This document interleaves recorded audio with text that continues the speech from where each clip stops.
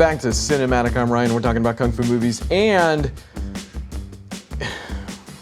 it's getting a little bit ridiculous. I'm going to jump right into it. We're talking about Disciples of the 36th Chamber this week. So third in the franchise. We've talked about 36th, although it might have been in a combo episode of sorts. We've talked about Return to the 36th Chamber in its own episode. And with Disciples, he kind of does what he did with the second, where if you remember, it wasn't a direct sequel, which I do like. Number one, because it's novel, but also because it doesn't do the sequel thing where, especially if they're using the same main character, they kind of have to find another journey for him or some other character flaw he has to work on for that movie. So instead of doing that, they focus on a different character altogether, even if there are some similarities between all of them, I will say. So the one thing that is more similar than was in Return is that Gordon Liu, turns out, not Liu, is reprising his role as Sante in this, but he's not the main character. So you kind of get the best of both worlds for me anyways, because like I say, I like this approach because it's novel, but also because I do get to see Gordon Liu doing Sante again, but as more of the wizened abbot kind of, where he ended up in the last movie. Like, what if that was his journey and now he's doing great? This is him doing great. So it's kind of still fun to see in that way. And in that way, this movie is, I guess, more of a direct sequel to the first movie than the second one was necessarily. But the main character here is instead Fong Sayuk, which I didn't know until the end of the movie. So throughout the movie, and by extension throughout my notes, he's referred to as Fong Shiyu. So if that's who I say, that's who I'm talking about. But why that matters, if you're wondering who's Fong Sayuk, he is another Chinese folk hero, and according to Wikipedia, is a semi-fictional character, which I'm not sure how you are one of those, but I guess that's kind of the trick with folklore, is it does become kind of a dialogue between truth and history to some extent, which can be largely interpretive as well. But close as I could tell, he's been a character in Chinese wuxia since the 1600s. So my guess is there's a little bit of the two going on. Number one, maybe who knows, but also quite possibly there are some elements of truth, right, that have just been lost over time. Nobody can say, because again, this is all largely a verbal tradition as well, when the kept records were not destroyed in some regrettable circumstances otherwise. But for now, let's just say that Fong Sayuk usually pops up in conjunction with the 5 elders or generals of Southern Shaolin Monastery, and honestly will come back to him. There are some movies where he is front and center that I am also very much looking forward to. So for now, Fong Sayuk is Fong Shiyu, and here he's played by Xiao Ho, which I've also mentioned before, but can't remember for what movie, because I believe he's been in every single Lau Kar-Leung movie that I've talked about so far, at least. So he's definitely a part of that family unit. But here he plays the son of a Cantonese family, and there are 3 brothers, and the other 2 basically try to keep him out of trouble, kind of at his mom's behest, which, by the way, another fantastically strong female lead played by Lily Lee. If you remember, we talked about her a little bit in 8 Diagram Pole Fighter. I say we, I mean Mitch was kind enough to point her out, and she did a fantastic job, and obviously I was very impressed with as well. But here she again plays this mother that really the only reason Fong Shiyu has any of his raw talent molded into any form, it seems like, is because of her, because she has kind of kept watch and trained him also straight up. And while the movie does tell us a lot of that, it does also show us even more of it by way of a fun 2-short fight between Lily Lee and Lau Kar-Leung himself, who is in this movie again, and actually plays kind of a Manchu middle manager of sorts. He's not the commander that I'm going to talk about, but he is this, serves as a go-between, because what happens is Shiyu is out there causing trouble and makes so much trouble with all the Manchus that Lau Kar-Leung shows up at his house, and they kind of strike a deal. Lau Kar-Leung wants to kill him or get rid of him or something. And his mother makes a deal where it's like, what if we just send him away to the temple, which also historically accurate. That was where a lot of people sought refuge from the Manchus. So Lau Kar-Leung's Manchu agrees to this, and that's where Feng Shiyu basically comes into contact with the 36th chamber. So I don't want to gloss over Lily Lee's character at all, but even if she's not front and center, we have another Lau Kar-Leung movie here that's not without a strong feminine force, let's say. And that's basically the setup for the film. In Shiyu, Lau Kar-Leung has created another kind of brash young man that can be shaped through Shaolin, but with some key differences. I think this time around it's a lot more about the team, maybe, and being a team player, even leadership, quite possibly, because Shiyu is a quick student in terms of that. He garners a group of brothers around him within the temple that do kind of hang on his every word. Logistically, another difference, the movie is more about breaking out necessarily than breaking in, whereas if you remember the first two movies, there was certainly an obstacle to overcome for those two students in gaining access to the Shaolin Temple and the 36th chamber itself. Here, Shiyu breaks out because he is kind of there by way of a deal, not necessarily by his choice, you could say. And in breaking out, catches the eye of the Manchu commander that I mentioned, who, in seeing his skills, kind of starts to suspect some things about the 36th chamber. So Shiyu is this brilliantly naive, again, rawly talented young man that really falls for the kindness of this Manchu commander that exploits it to, learn about the 36th chamber, what might be going on there, but also right up until the end, which we'll get to. But I guess that's what I wanted to point out as maybe the main difference between this movie and the other two. It was almost like, for a franchise that's especially about, bringing Kung Fu to the people in a way, the first movie was more of, Kung Fu is for you. The second movie might have been, yes, you too, even you, all of you. And then this movie has more of a tempering tone, I'd say, that's kind of like, yes, whereas the inexperience or even brashness of these students has been exploited for good, by the abbots of the Shaolin Temple to, teach Kung Fu and instruct, even without them knowing sometimes.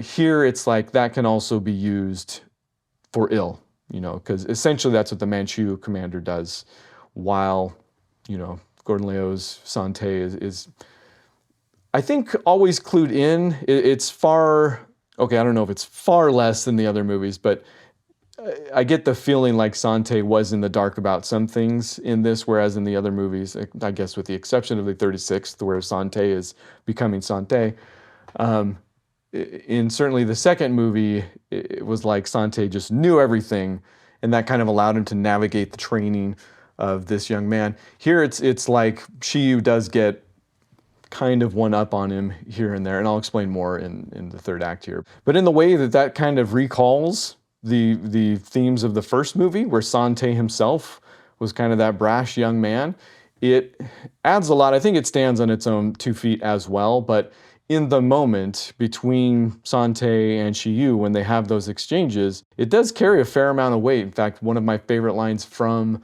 the entire movie is a line that Sante speaks to Shiyu, I believe right before he's ejected from the temple, because what happens in the story is that he basically doubles down on the Manchu commander as being actually kind to him and not trying to exploit him in some way.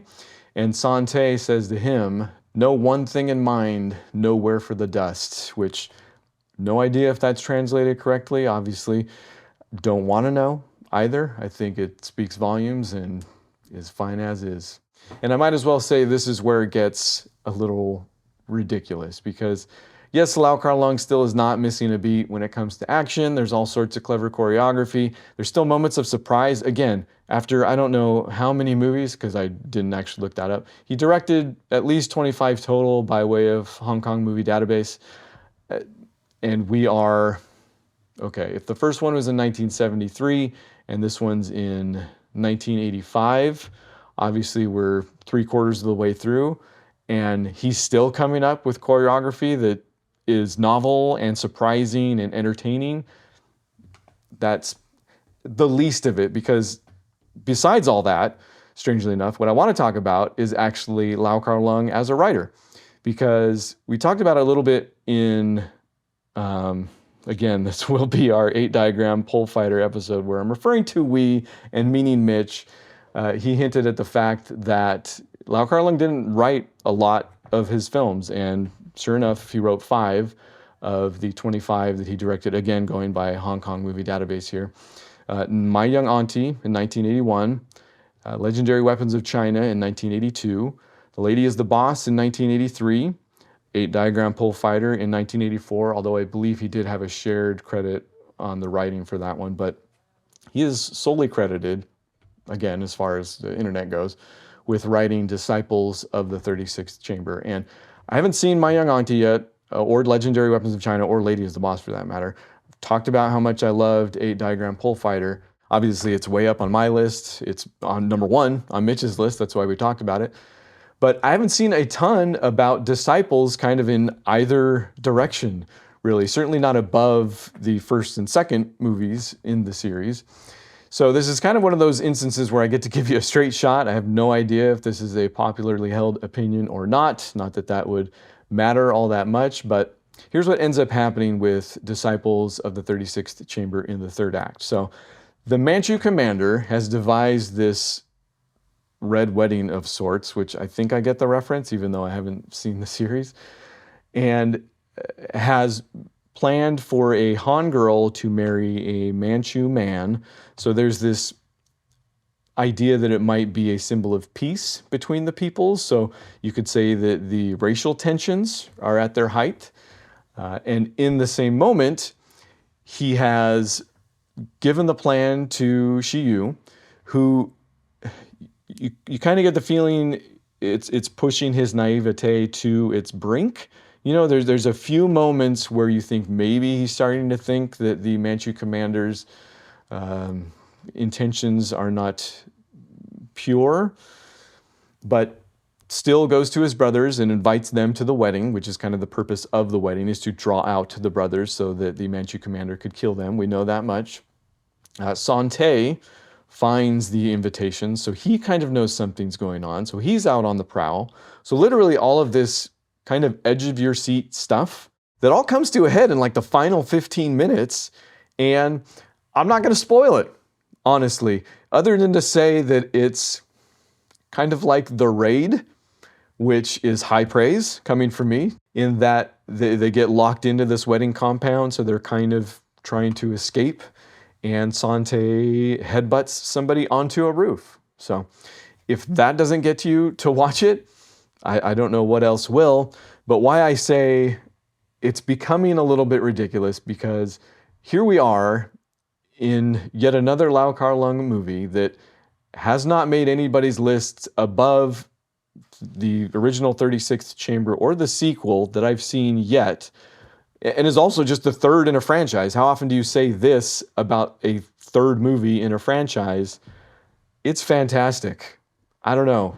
Am I that far gone? Maybe. Have I lost all objectivity at this point? Perhaps, but it's great. It is a really fun, fantastic movie that this might now be like one of the franchises at the top of my list. Just, you know, in any, I'm not, I watch other movies than Kung Fu movies. You know, I would still put this franchise now up with the best of them. So take that for what you will. And take this for what you will, because I am going on vacation kind of this next week. I say kind of because I'm probably still going to work, but I don't know if I will work at this necessarily. So there's a chance some of the next movies I talk about will be the Hong Kong version of Jackie Chan's The Protector.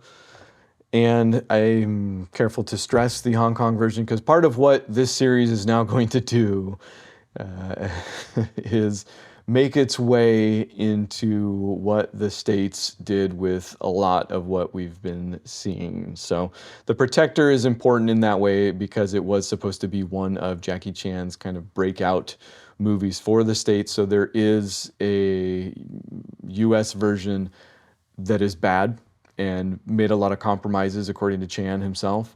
So I was able to track down the Hong Kong version, and don't know, again, this might be one of those ones that goes by the wayside. There's also, I think, Brawl at Battle Creek or something like that came a little bit before and was also expected to be something of a breakout for him overseas that did not quite land. And this series is going to head in that direction somewhat because, go look at the list. I'll put the link down in the description again, and you can see what quite possibly might be to come.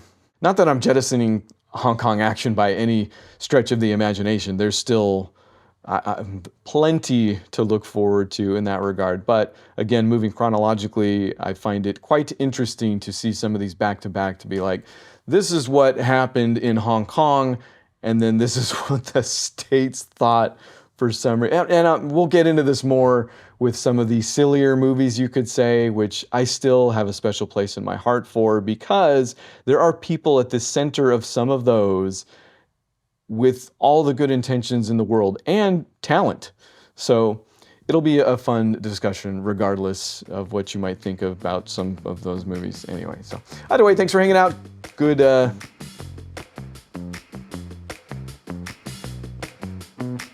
bye.